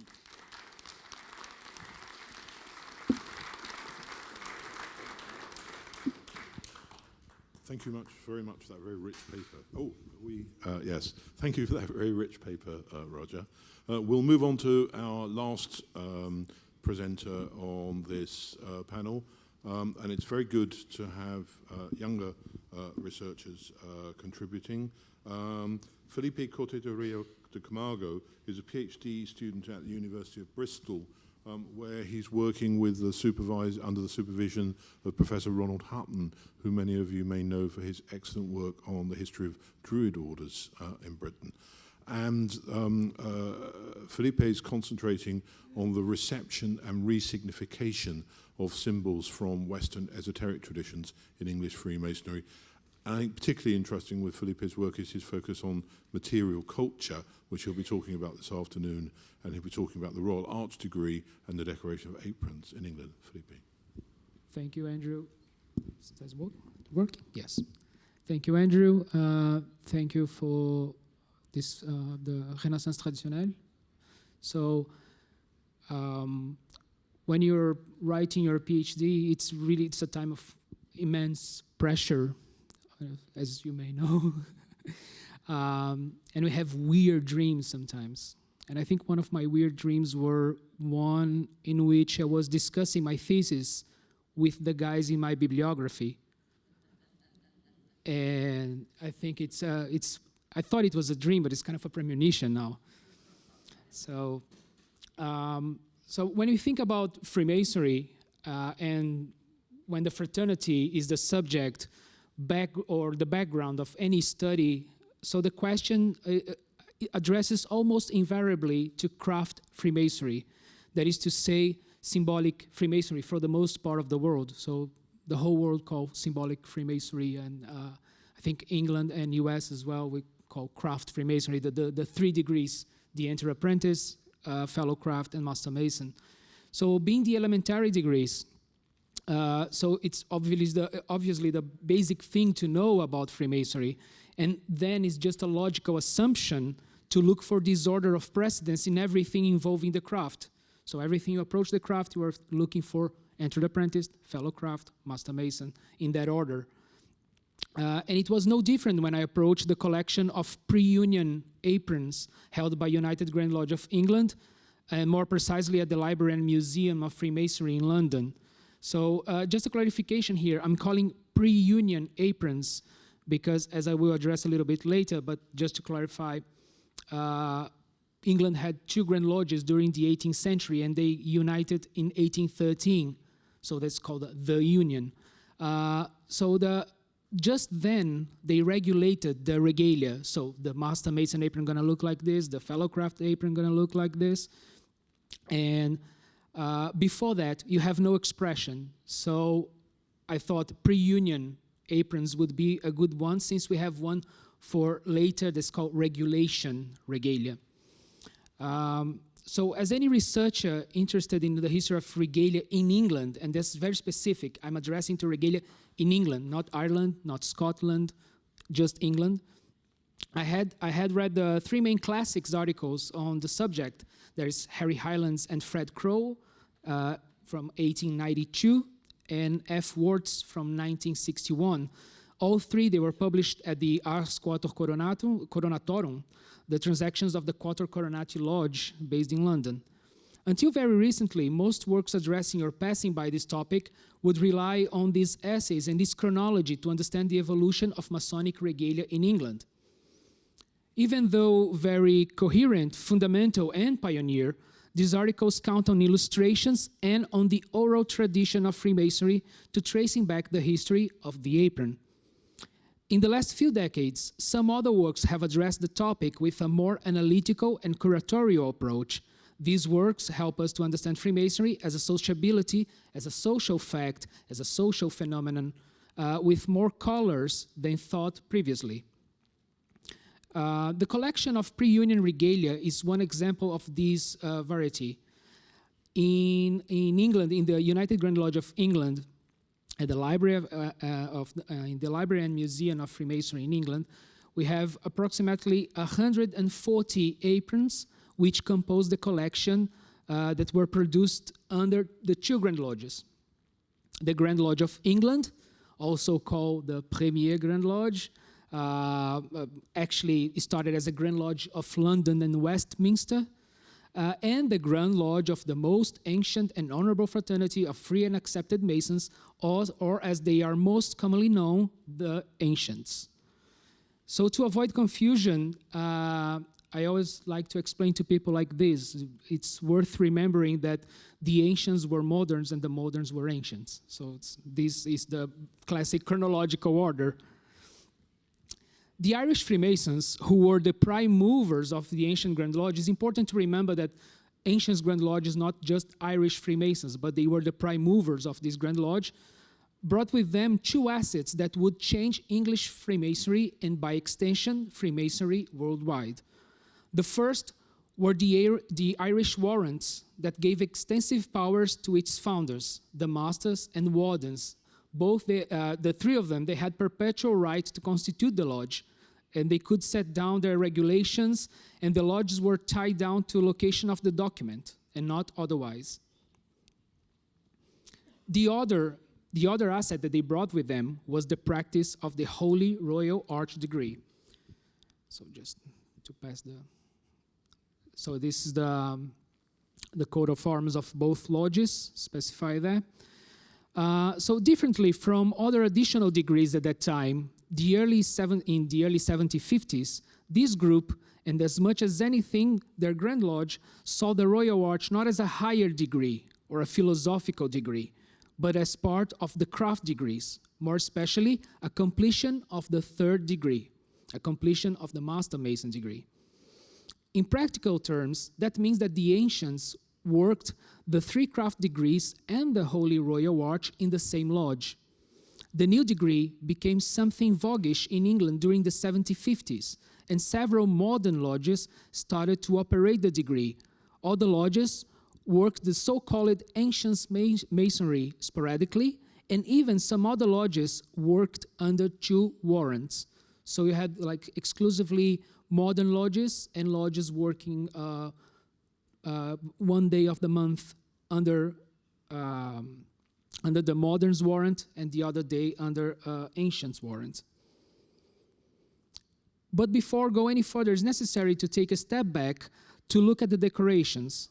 So the first decorations to appear in the Masonic regalia was the ribbons and its different colors. The ribbons started to be noticeable as a form of distinction.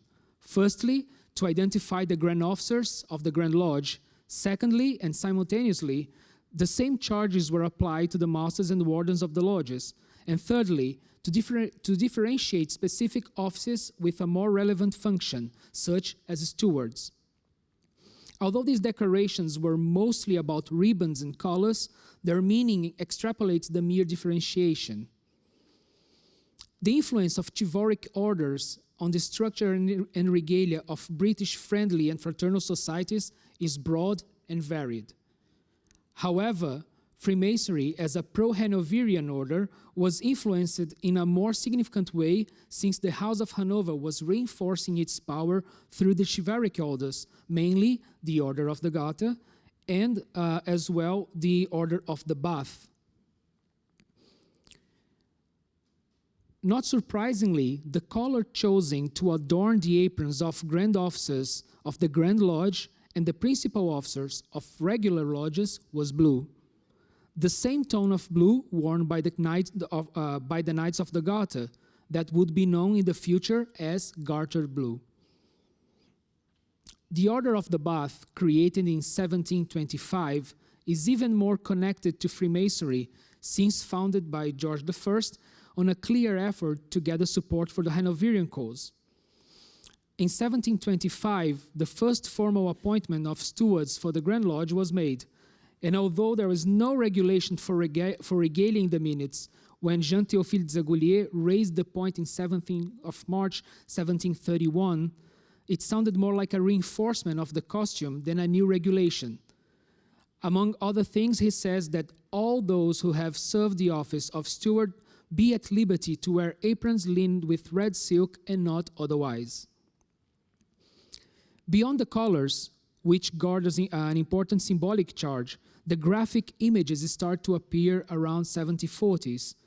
Pieces like this one, classified by the team of the Library and Museum of Freemasonry, and currently on permanent exhibition, present roughly painted graphical elements.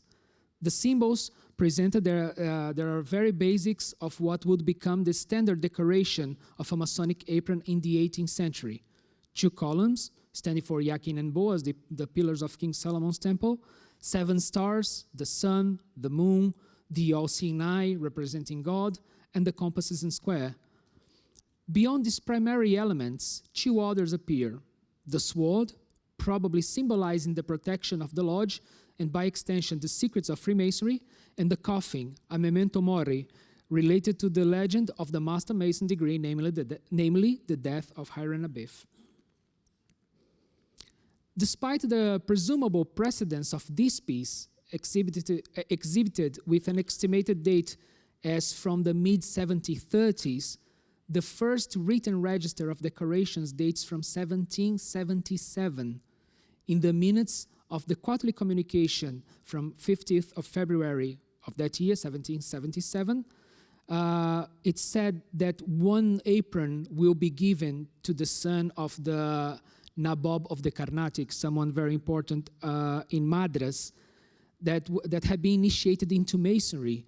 So it was commissioned for an apron to be sent, and the minutes they say that a complimentary letter be sent to him on the occasion, accompanied with the present of a blue apron elegantly decorated and the Book of Constitutions, bound in the most superb manner. 2 aspects worth being highlighted here. First, Grand Lodge presenting Gulan, this person, with a blue apron elegantly decorated, shows that the high administration was already used in acceptance of these blue aprons, of the decorated aprons. Second, that these alterations in regalia must have been in circulation for some time, since the Grand Lodge of England in the 18th century had the usage of incorporating established traditions more than creating them, or accepting in short term. The pioneer articles on Masonic regalia written and presented at the Quattro Coronati Lodge, although their merit of being the first group to put serious effort into Masonic research on regalia, they were highly influenced by theory and methodology of history at that time. As a consequence, this positivist approach prevailed, and it was commonly agreed that the decorated aprons started in 1770, in the case of Highlands, and 1760 according Wards. Nonetheless, the pre-Union collection of aprons show us otherwise. The undated part of the collection is spread across the whole of the 4 boxes. The collection is divided into 4 boxes in which the pre-Union aprons are stored. Through its size and decorations, it's possible to separate them in 4 categories. The first one is composed by aprons with themes, crests, and other decorations related to the ancient Grand Lodge. This first group is the only one of the undated material that has closed brackets, since it is known that the Grand Lodge was instituted in 1751 and merged with the modern Grand Lodge in 1813. In the last paragraph, the question of the ancient regalia had been used after the Union was addressed, but we know that the context of their production ended with the Acts of Union in 1813. The second category is the one of aprons with decorations related to the craft degrees exclusively. This represents the working tools, so square, compass, mallet, chisel, and other decorations related to the Masonic Lodge, columns, checkered floor, the sun, the moon, etc. These pieces cover a date range between the 1740s until the 1830s. However, by their main characteristics, size, material, drawings, and engravings, they are mostly from 1770 onwards. The third category are the aprons that, besides decorations related to the craft or the ancient Grand Lodge or the Holy Royal Arch, have allusions to the orders of knighthood or higher degrees. The high degrees related to knighthood, or even the Templar degrees, started in France probably around 1737, roughly, and arrived in England in 1777 in Portsmouth according Keith Jackson. The degrees of knighthood, or chivalric orders, probably entered England gradually, being the first perennial trace the so-called Baldwin encampment in Bristol, allegedly formed in 1780 by Thomas Dunkley, but likely from a later date. And worth remembering here that Bristol was a port, so it was the English city where foreign degrees entered more frequently, and the specificities of Bristol Freemasonry are probably due to this direct connection with abroad. The aprons containing symbols and allegories from chivalric degrees display themes related to degrees known as Knight of the East, or according to its remaining in England, especially in Bristol, Knight of the East, Sword and Eagle. So we can see that as the bridge, they have the crest of a Templar degree on the right side of the left apron, and the other apron is heavily decorated with some mentions to Templar degrees as well. The third category is related to the fourth and most important one, the aprons presenting symbols and allegories related to the Holy Royal Arch. The 22 pieces could be summed into to the 8 containing elements of the chivalric degrees, since some of these degrees, which were arriving in England, were conferred before the exaltation to the Holy Royal Arch degree. So regarding the decorations, when contrasting the analysis of Ryland's words and the collection of pre-Union regalia, it is reasonable to state that Ryland's hypothesis is the most likely one. That is to say that the decorations started at some point in 1760. The element that material culture brings is that this movement started and was sustained by ancient Freemasonry, something that is not mentioned in any study. Worth's prudence in stating that the decoration starting in the 1770s finds ground in the registered information about those pieces. The data gathered by previous owners or strong evidences with the apron can be traced as far as 1760s, slowly progressing until reach its peak in the 1790s. Aprons safely dated from this decade, from the 1790s, correspond to 14.5% of the whole collection. And some of the undated ones, through characteristics like the pattern of engraving or equivalent in American collections, could be traced back to the same decade. What these pieces show, beside details, is that the material culture of English Freemasonry presents a history and a chronology considerably different from the ones contained in its narratives. The decadence of the Premier Grand Lodge or the Modern Grand Lodge around the 1740s shows itself as significant, since material traces pre-1750s are rare. Another episode of the English Masonic history that can be confirmed and highlighted from the pre-Union collection is that the diffidence of Freemasonry after the Unlawful Societies Act in 1799, it's huge. So this act was a culmination of a remodeling of Pitt's ministry, then the Prime Minister, and his stance over the echoes of the French Revolution, among other things. So usually the story told about this Freemasonry during the Unlawful Societies Act is that because they had aristocratic patronage, they kind of get away with that. But analyzing the documents, some very specific, like the Book of Minutes of the Grand Chapter of the Holy Royal Arch in England, you see that there's no minutes at all, or just kind of brief statements from 1799 until 1801. So there was and there's a shortage of aprons as well. You have a lot of aprons during 1790s, and then again during the 1810s. So the impact of the Unlawful Societies Act probably it's bigger than we think. So during the 1790s, with engravers such as John Cole, Robert Hickson, and William Newman, the Masonic aprons were flourishing in number and styles. So, this is more Holy Royal Arch undated aprons. The one on the left is from the first chapter in Bristol. So the decorations with these engravers, such as symbols, and I'm calling, that's the important thing as well, I'm calling these decorations because that was the word used by the Freemasons in the 18th century. And because in the thesis I'm promoting a discussion about symbols and allegories, I chose not to call it symbols or something like this. So I'm calling by the word they used for anything engraved, painted in the aprons, they call decorations.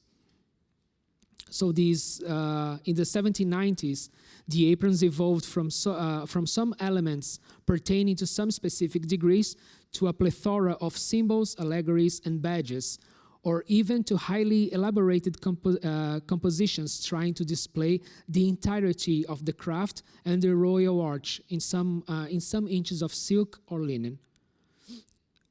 So this is the famous Ancients apron by William Newman. And it's a very specific Holy Royal Arch apron by William Newman.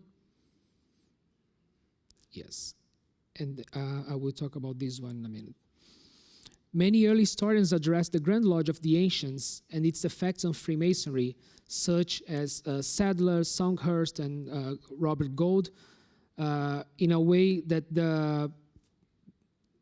put Ancients Grand Lodge as a secondary lodge, as a schismatic lodge, side B lodge in England.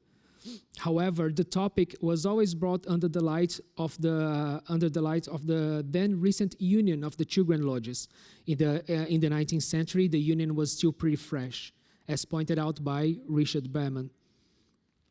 This approach masquerades not only a specific social situation that played an important role on the creation and expansion of ancient Freemasonry, as well as concealed the preeminence of their lodges in England and overseas during the second half of the 18th century.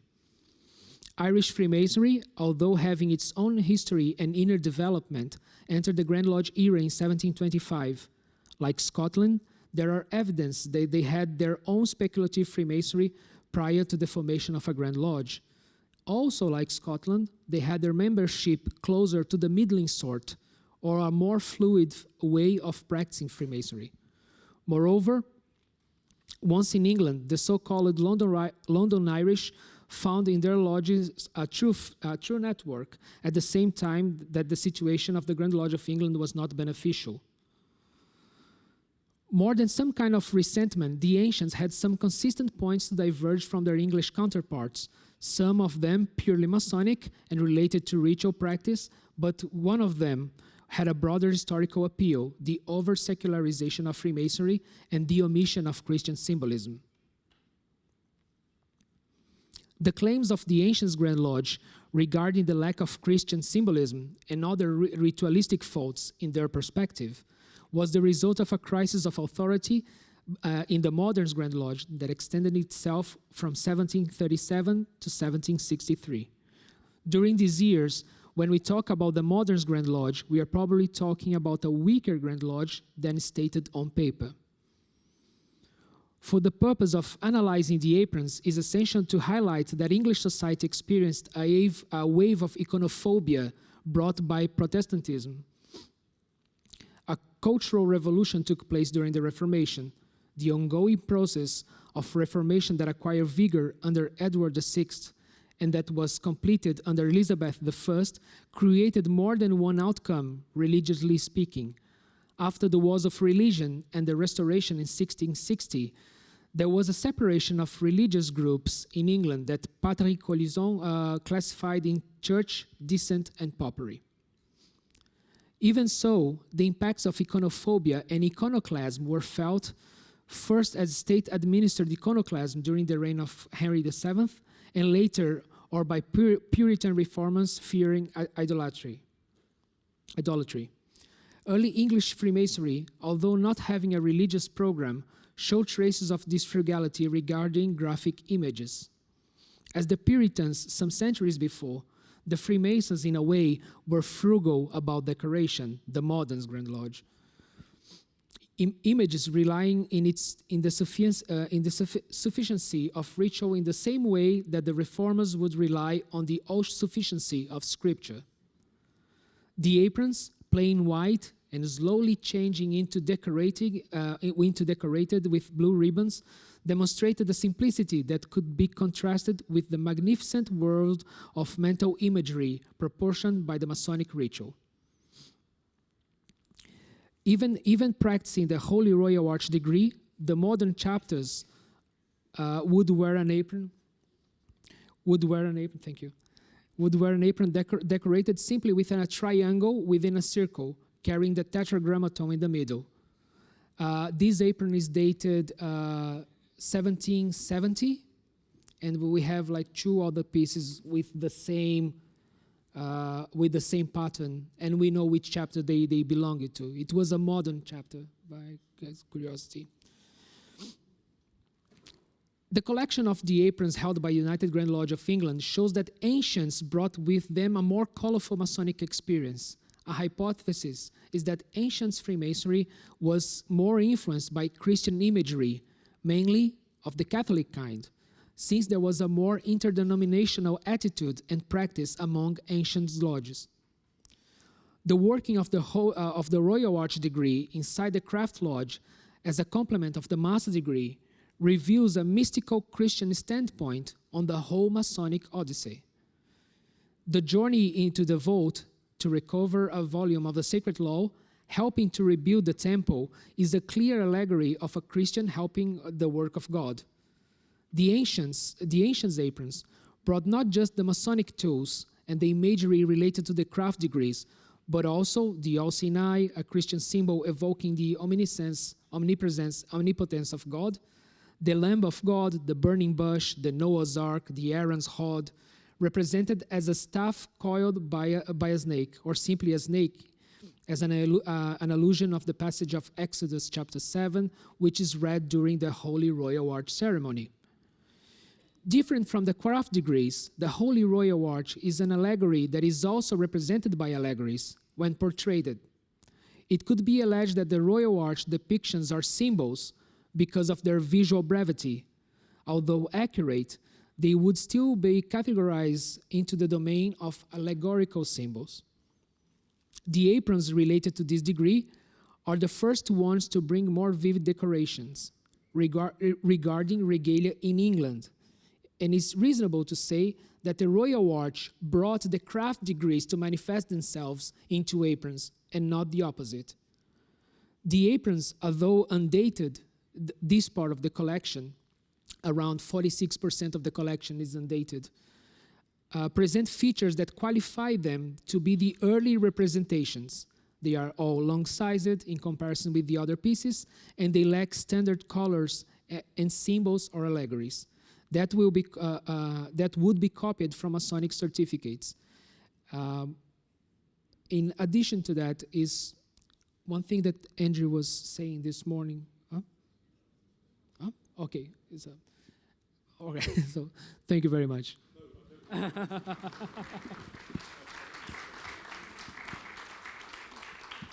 Sorry, Philou, I didn't mean to cut you off. If you want to just wrap up for 2 minutes.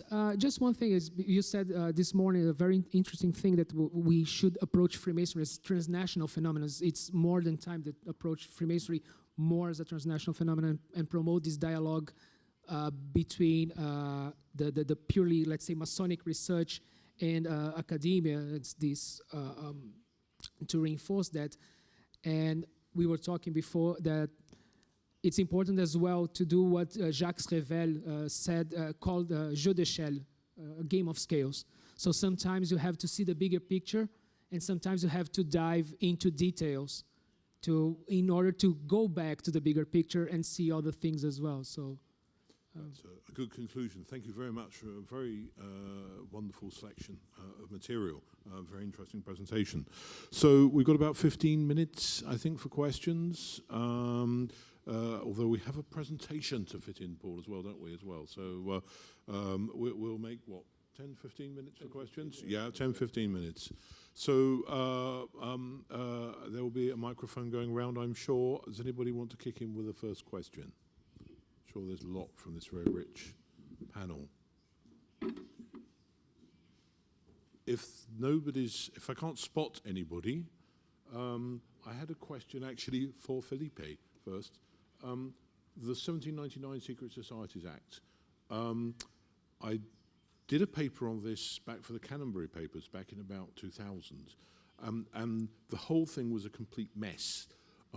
The Parliament nearly accidentally banned Freemasonry, the upshot was that they hastily put in a clause right late in the legislation that meant, for example, things like Grand Lodges didn't have power to grant you warrants for some years. And they forgot about the Holy Royal Arch altogether. There were a number of attempts to actually arrest people holding Holy Royal Arch meetings, which was a serious matter under that act because the punishment was 7 years transportation. What then seems to happen, I'd be interested to see what you found in the Grand Chapter minutes, is that it's at that point that the English Holy Royal Arch chapters have to link themselves explicitly to a craft lodge. And that may well be part of the disruption that you're talking about. So we may want to pursue that later. Yeah? Are there any questions? There's a question over here at the back. Yes, I have a question. It just occurred to me, and I'm not sure, perhaps anyone on the panel might respond to it. We have certain ways of thinking about this Masonic tradition, certain conceptions of it. Is it possible to think of it as a mnemonic tradition or tradition of memorization? Does that have any value, that approach, when we think about the tradition of Freemasonry? Who would like to tackle that one?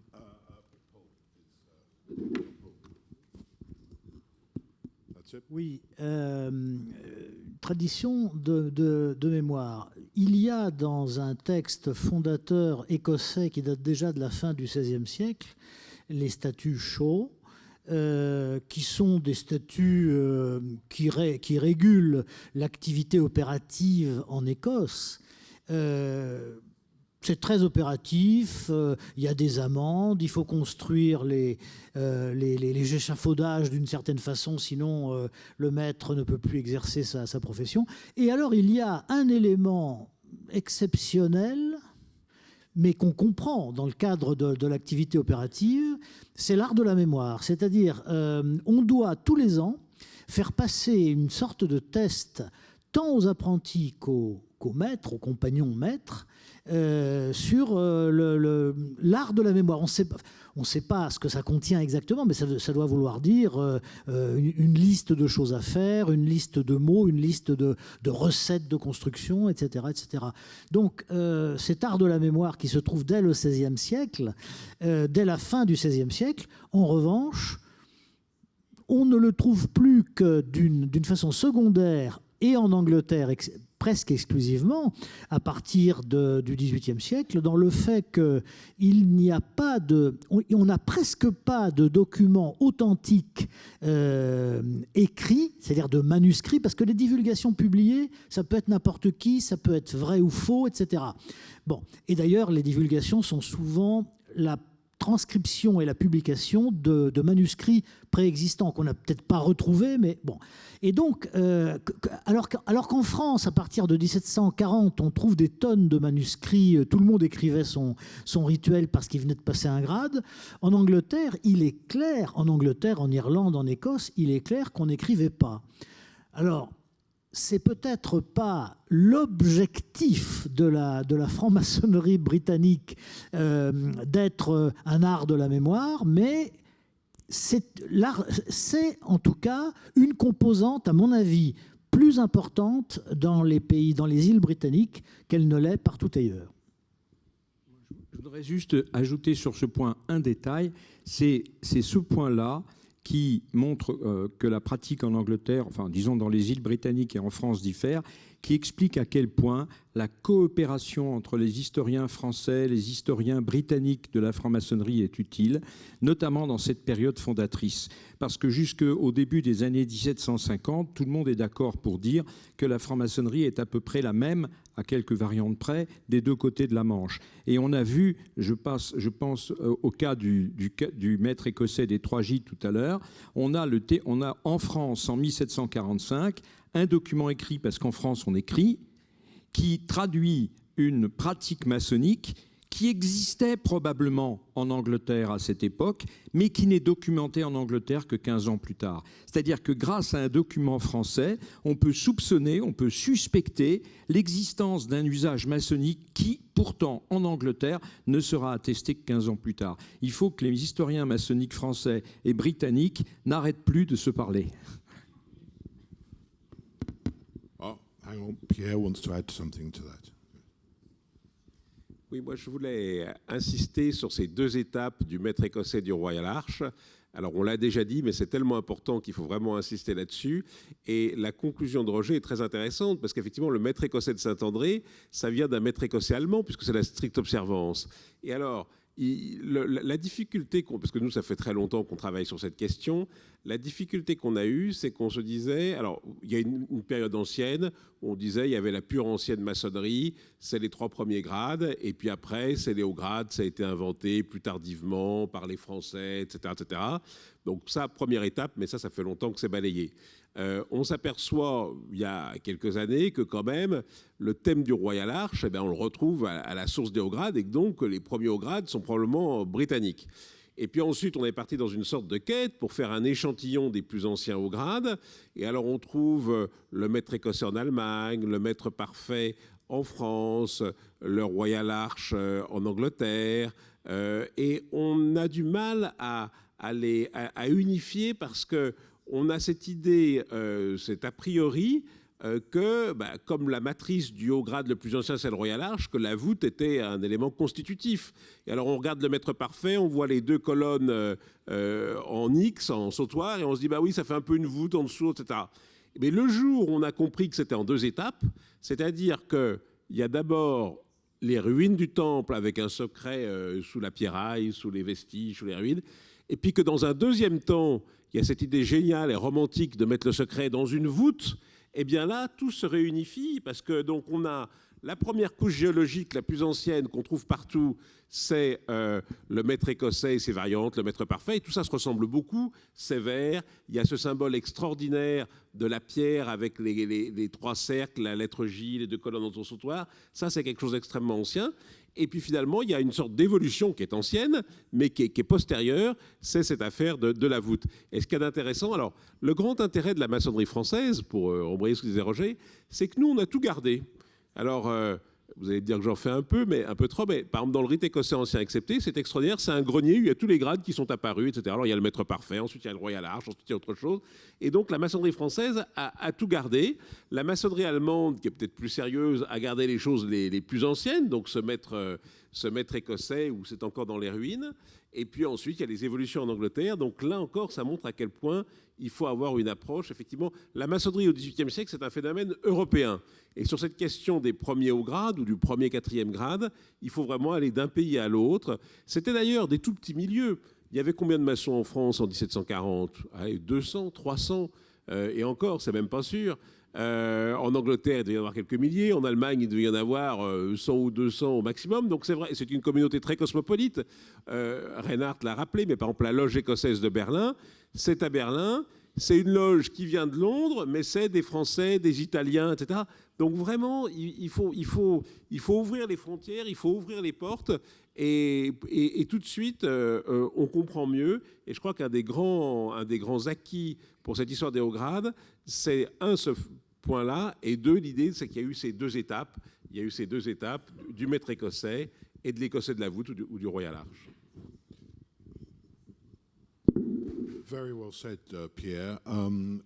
There's probably a clear case for an EU project. It's unfortunate that, of course, now that would not include Britain. So there we are. Yeah, indeed, probably too late. At this point, I should be handing over to Paul. Maybe you can include Ireland. We could include Ireland. That's very true. At this point, I'm going to hand the panel, the stage back to Paul. But could I ask you first to thank all the speakers on our wonderful panel this afternoon?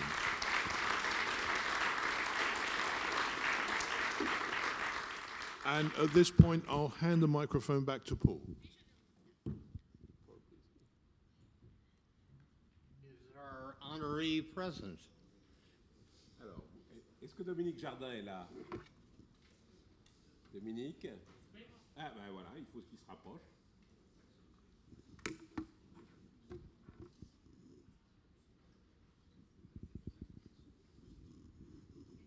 No? He's coming. Putting his tie and, I think modesty is keeping him in the shadows, but he should not be modest because his contributions to scholarship have been immense, and he is an example for all of us of how someone can persistently and doggedly take up a topic and squeeze out of it meanings and significance that we never dreamed existed, I must say. I also must say that this is not only to acknowledge all that you have done, but confidentially, it's an incentive. So we're going to be looking for more. I hope it will spur you on to a magnum opus which will put us all in awe. At any rate, the organizers cannot think of anyone more deserving of this award. And I am glad to present the award this year for distinguished scholarship, may I say very distinguished scholarship on this field. Thank you very much.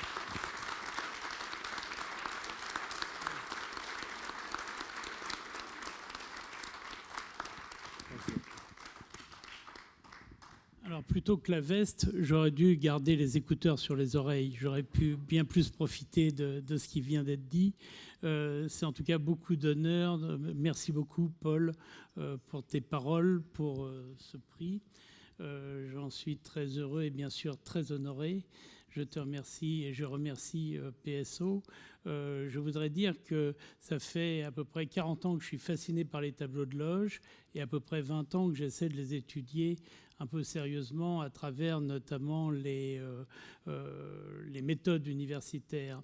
Donc je veux remercier aussi ceux qui ont encadré mes travaux de DEA, Antoine Fèvre, puis de thèse avec notamment Jean-Pierre Braque qui est ici, Pierre-Yves Beaurepaire, et puis aussi tous les maçons qui m'ont aidé, ceux, j'allais dire, des institutions, des musées, des bibliothèques, au premier rang desquels Pierre, qui a toujours été d'une disponibilité remarquable, ceux des différentes obédiences françaises et étrangères qui m'ont toujours ouvert leurs portes, ce qui prouve bien que la démarche historienne, comme le rappelait Philippe tout à l'heure, eh bien, permet de réunir ce qui était part. C'est-à-dire que l'histoire, eh bien, c'est une discipline où il y a des enjeux forts. Et quelquefois, ces enjeux forts peuvent être transposés dans le champ maçonnique. Mais en même temps, elle permet, j'allais dire, d'unifier, d'avoir un petit peu une mutualisation des efforts.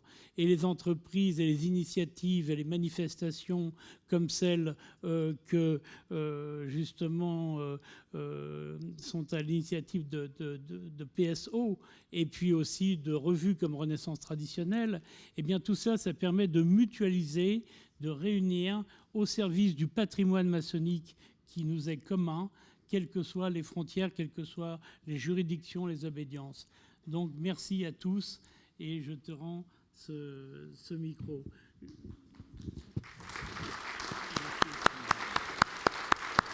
J'en profite pour te remettre, je mettrai un petit mot dedans tout à l'heure, parce que je n'ai pas pu assister à la conférence d'Andrew ce matin parce que j'ai galopé, été chercher la dizaine d'exemplaires qu'on m'avait promis à toute force. C'est un exemplaire numérisé, ce n'est pas le véritable exemplaire qui ne sortira que dans 15 jours, mais des derniers travaux que j'ai faits sur un fantastique thriller que j'aurai l'occasion de vous présenter un petit peu demain après-midi. Voilà, merci Paul. Thank you.